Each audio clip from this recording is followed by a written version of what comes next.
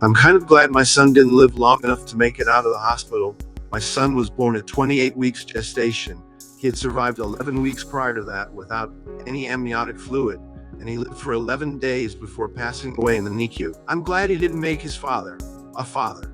I have so many mixed feelings and so much trauma surrounding this situation.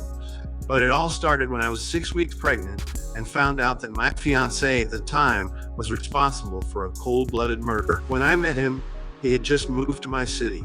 It turned out he moved to my city to run from his crimes committed in another city 2.5 hours away. I know he did it. He was too detailed and admitted it to me while crying and drunk. He showed me the online report, the mugshot of his friend who was sitting in jail for him, how he was still friends on Facebook with his friend waiting out his time. I even went on to discover that I was with him at his aunt's house when he went to bury the murder weapon on her farm. After discovering this, things got violent. Throughout most of my pregnancy, I was crying, being chased, being grabbed and shaken, shoved, hit, yelled, and screamed at. This was the cause for my water being broken so early. I apologized to my unborn baby so many times for feeling the way I felt or being in the situation I was in for almost my whole pregnancy.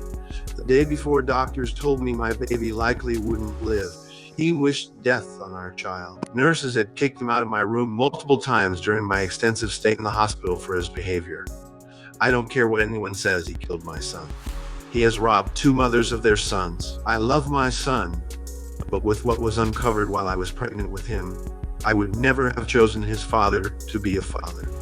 I believe him passing away was the best outcome. I wouldn't want him to have a father that wished death on him. I wouldn't want him to have a violent, homicidal father.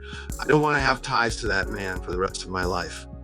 I wish I could apologize to my son for everything.